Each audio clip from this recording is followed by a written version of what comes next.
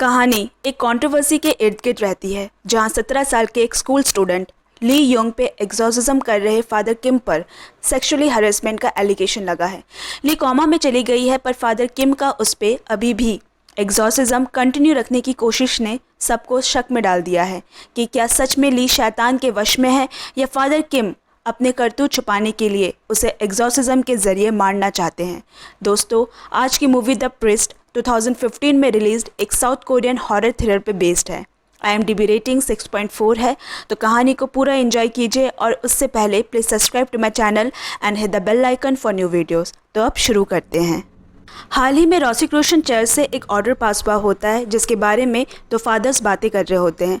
दोस्तों, रोसिक्रूशनिज्म यूरोप की एक सीक्रेट कमेटी है, जिसे 17वीं शताब्दी में चर्च के मेंबर्स ने मिलकर बनाया था। तभी से इसकी टीचिंग्स जनरेशन टू जनरेशन आज तक हैंड ओवर होता आया है। इसमें एग्जॉर्सिज्म और सुपरनैचुरल पावर पे बिलीव्स और प्रैक्टिस किए जाते हैं। इसमें प्राचीन काल के 12 शैतानों का जिक्र किया गया है, जिनमें से एक शैतान की रिपोर्ट कोरिया में की गई है। फादर जियोंग, जो पहले इस केस में थे, उनसे कांटेक्ट नहीं हो पाने की वजह से उन दोनों को ही अब ये एग्जॉर्सिज्म करना होगा। अगले सीन में फादर एक अजीब सी आवाज़ निकलता हुआ जानवर को एक कपड़े में लपेटकर जल्दी में कहीं जा रहे हैं। गाड़ी में लगातार दोनों मंत्रों का उच्चारण कर रहे होते हैं, पर किसी न किसी तरह रुकावटें लगातार आती है। एक शॉर्टकट रास्ता लेते वक्त उनकी गाड़ी का एक्सीडेंट हो जाता है और वो जानवर फरार हो जाता है। अब दिखाता है कोरिया में एक कमरे में चर्च कमेटी की एक सीक्रेट मीटिंग चल रही है, और डिस्कशन का टॉपिक है फादर किम। वैसे तो कमेटी मेंबर्स शुरू से फादर किम के काम करने के तरीके के खिलाफ होते हैं, लेकिन आज का मुद्दा गंभीर है।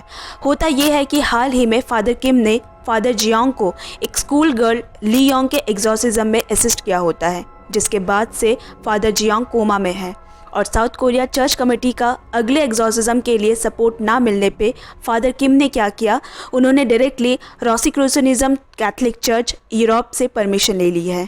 अब कोरियन चर्च कमेटी के पास फादर किम को कोप अप करने के अलावा और कोई ऑप्शन नहीं बचा। एग्जॉर्सिज्म करने के लिए फादर किम को एक डॉक्टर, डीकॉन असिस्टेंट और बाकी सामान की ज़रूरत पड़ेगी, जो चर्च कमेटी को प्रोवाइड करना होगा।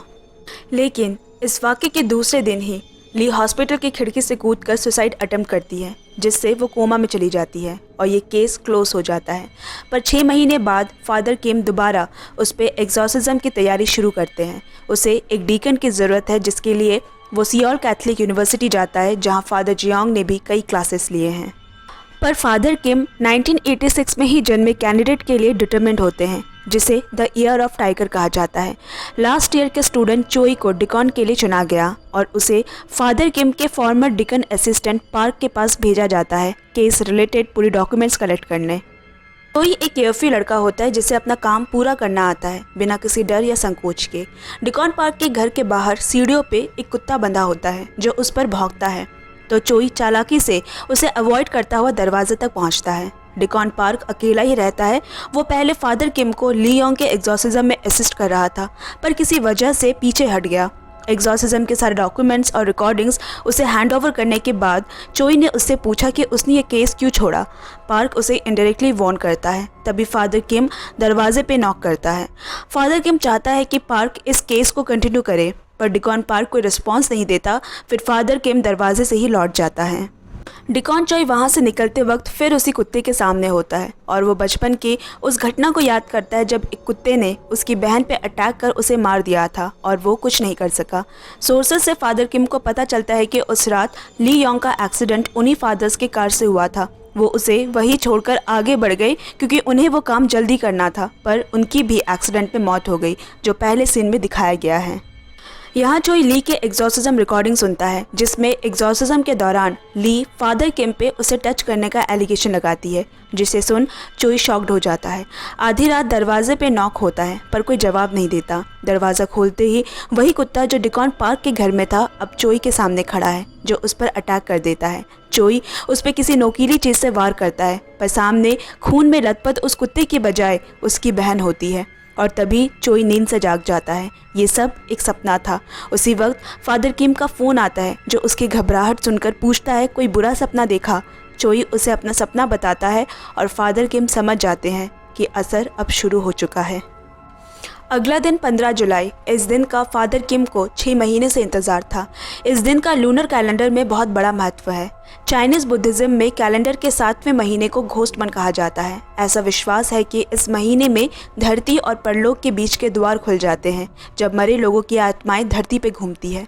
इसी दिन यिन सबसे पावरफुल होती है, जो फेमिनाइन को दर्शाती है, और इस वक्त ली भी अपने अंदर के शैतान से पूरी ताकत से लड़ सकती है। उसे बचाने का यही आखिरी मौका है। अब दिखाता है डिकॉन चोई को रास्ते में यूनिवर्सिटी का डीन मिलता है, जो उसे एक इम्पॉर्टेंट काम सौंपता है। दरअसल उसे फादर किम के काम के लिए ही नहीं, बल्कि एक और काम के लिए भेजा जा रहा होता है। फादर किम पे एग्जॉर्सिज्म के दौरान सेक्सुअल हैरेसमेंट की शिकायत की गई है, जिस वजह से चर्च कमेटी उसके खिलाफ सबूत चाहती है। चोई को एक हैंडीकैम दिया जाता है वहाँ की सारी चीज़ें रिकॉर्ड करने के लिए। अब डिकॉन चोई चर्च जाता है फादर किम द्वारा इटली से मंगवाई चीज़ें लेने, लेकिन चर्च कमेटी उसके खिलाफ होने के कारण उसे खाली हाथ लौटा देती है। फादर किम उसे फ़ोन पे कहता है उन सारी चीज़ों का होना आज बहुत ज़रूरी है, कुछ भी करके उसे लाना ही होगा। यहाँ फ़ोन रखते ही फादर किम के दरवाजे पे नर्स आकर कहती है कि फादर जियोंग कोमा से बाहर आ गए हैं। फादर किम को सोचने लगा और फिर उनसे मिलने हॉस्पिटल जाता है। रूम का दरवाज़ा खोलते ही सड़ी सी बदबू आती है। जीसस के फ़ोटोज़ और क्रॉस उल्टी एक कोने में पड़ी है और दूसरी तरफ फादर जियोंग मांस खा रहे हैं। फादर किम को खिड़की के बाहर कई सारे कौवे दिखते हैं। फादर जियोंग कहता है जब मैं कोमा में था तो मुझे ऐसा लगा कि मैं स्वर्ग में हूँ। फादर जियोंग उसे आज अपने पास रुकने को कहता है, ये उनकी आखिरी इच्छा है। लेकिन फादर किम को समझ आ गया था कि वो फादर जियोंग नहीं बल्कि शैतान है, जो आज उसे काम करने से रोकना चाह रहा है। जब फादर किम उस पर मंत्र पढ़ता है तब उसके अंदर का शैतान बोल पड़ा, कौन तुम्हारे साथ है, वो कौन है, उसका नाम क्या है। दोस्तों, अभी तक फादर किम डिकॉन चोई से पर्सनली इसी कारण नहीं मिले, ना ही फ़ोटो देखी, क्योंकि इससे चोई की जान को खतरा हो जाता। किम कहता है मैं अकेले ही जा रहा हूँ। इस बार चोई चालाकी से पीछे के रास्ते चर्च में जाता है और बिशप से अपना काम निकलवाने में सफल हो जाता है। वहाँ से चोई एग्जॉर्सिज्म के लिए 2 इम्पॉर्टेंट चीज़ें लेता है। पहला एक पिग जो डिकॉन पार्क के पास थी, और दूसरा इटली से आया एक खास बेल जिसे सेंट फ्रांसिस ने डेमोन फॉरेस्ट पार करते वक्त बनाया था। अब जाकर फादर किम और चोई की मुलाकात होती है। फादर किम उससे उसकी फैमिली बैकग्राउंड के बारे में पूछता है। जब चोई अपनी सिस्टर के हादसे को बताने से कतराता है तब किम समझ जाता है यही इसका वीक पॉइंट है।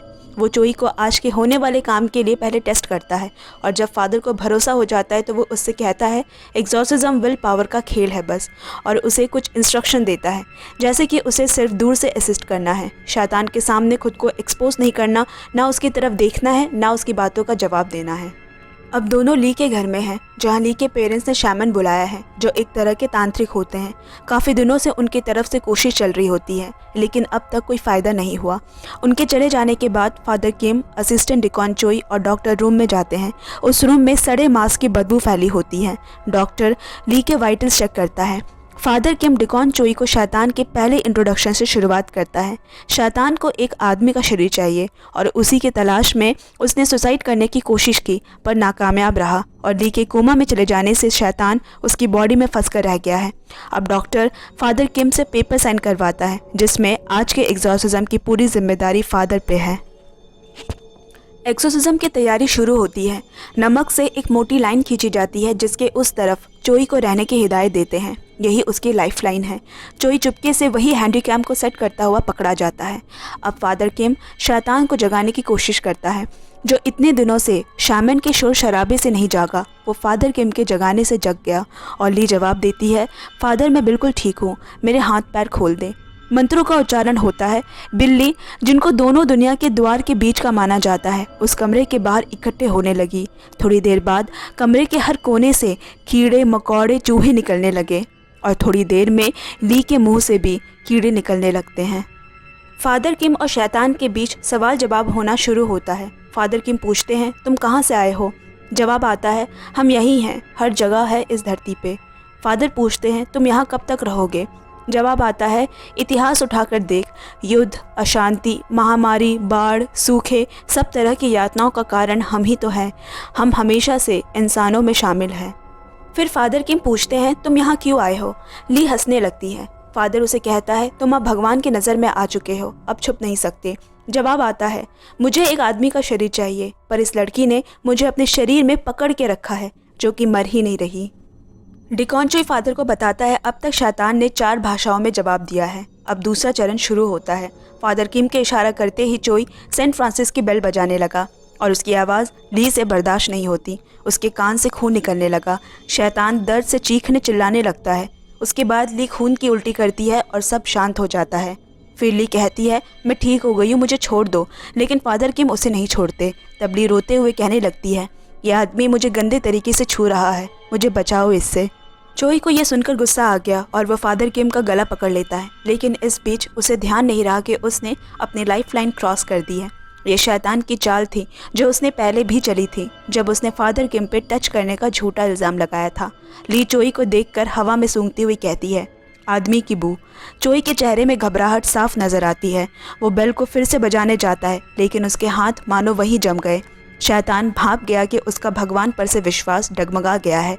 उसे डराने लगा। चोई को वो शैतान उसी बचपन के कुत्ते की तरह भौंकता हुआ दिखता है जब वो अपनी बहन को छोड़कर भागा था, और आज भी वो दोबारा भागता है। फादर किम जब होश में आते हैं सब कुछ खत्म हो चुका होता है, लेकिन चोई वापस लौट कर आता है। इस बार वो नहीं भाग सकता, उसे सामना करना होगा। उम्मीद छोड़ चुके फादर उसे देखकर कहता है जो वापस आते हैं वो तकदीर के चुने होते हैं। अब तुम शैतान से रूबरू हो चुके हो और आज से तुम फादर आगस्तो कहलाओगे। तुम्हें शैतान का ज़िंदगी भर सामना करना होगा। ना इसमें शोहरत और ना नाम है, बस गुमनामी में अपने काम को अंजाम देना होगा। दोनों दोबारा अंदर जाते हैं, लेकिन उसकी और ख़राब हालत देखकर ली के पेरेंट्स गुस्से में पुलिस को फ़ोन कर देते हैं। एग्जॉर्सिज्म का आखिरी चरण शुरू होता है। चोई के मन में फादर किम से जुड़े सारे शक खत्म हो चुके हैं। पिग को बिस्तर के खूंटे से बांधकर कान के पास एक चीरा लगा देते हैं। मंत्र के उच्चारण और पवित्र धुएं से शैतान छटपटाने लगता है और आगे के आने वाली सारी दुर्घटनाओं की भविष्यवाणी करता है और मनुष्य का अंत कैसे होगा बताता है। दोनों के शरीर में काले धब्बे पड़ने लगते हैं। कई बार नाम पूछने के बाद वो अपना नाम मेल्फस बताता है। दोस्तों, उन्होंने सोचा भी नहीं था कि उनका सामना मेल्फस जैसे शैतान से होगा। मेल्फस दूसरे नंबर का सबसे ताकतवर शैतान माना जाता है, जो तकरीबन 10,000 साल पुराना है। फादर किम को ली की एक झलक नज़र आती है जो उसे कहती है फादर जब तक हो सके मैं इसे अपने अंदर पकड़ कर रखूँगी। उसने शैतान को अपने अंदर पकड़ कर रखा और बाकी लोगों को उसका शिकार होने से बचाया। मेल्फस जिसे आसान शिकार समझ रहा था वो उससे भी मजबूत निकली। फिर फादर मेल्फस को शरीर छोड़ने का आदेश देता है। ली का शरीर छोड़ मेल्फस पिग के अंदर चला गया और साथ ही उस पिग का रंग काला पड़ गया। ली वहीं अपना दम तोड़ देती है। फादर किम इमोशनल हो जाते हैं। ली उसकी स्टूडेंट होती है जिसे वो अपनी बेटी जैसा मानता था। उसने उसे बचाने की पूरी कोशिश की थी। अब सबसे इम्पॉर्टेंट चरण, उस पिग को 1 घंटे के अंदर 15 मीटर बड़ी नदी में बहाना होगा, नहीं तो चोई खुद उसका अगला शिकार बन जाएगा। अब हमें मालूम चलता है कि पहले सीन में फादर उस शैतान को बहाने जा रहे थे, लेकिन नहीं बहा पाए और इसीलिए ली उसका शिकार बन गई। यहाँ चोई को हर कदम में रुकावटें आती है, लेकिन उसके साथ फादर किम की प्रेयर्स है। जैसे जैसे समय बीत रहा शैतान उस पर हावी होने लगा। काले धब्बे उसके चेहरे में भी उभरने लगे। इसी तकलीफ़ के बीच वो अपना काम पूरा करता है। मेल्फस अपनी जगह वापस लौट गया। इसी के साथ उनके शरीर से वो धब्बे भी गायब होने लगे और अंत में ली को भी अपनी ज़िंदगी वापस मिल गई, जो किसी चमत्कार से कम नहीं था। तो दोस्तों, आज की मूवी एक्सप्लेनेशन आपको कैसी लगी कमेंट डाउन। वीडियो को लाइक और चैनल सब्सक्राइब जरूर करें। एक और एक्सप्लेनेशन के साथ नेक्स्ट वीडियो में मिलते हैं। Till then bye bye friends and take care.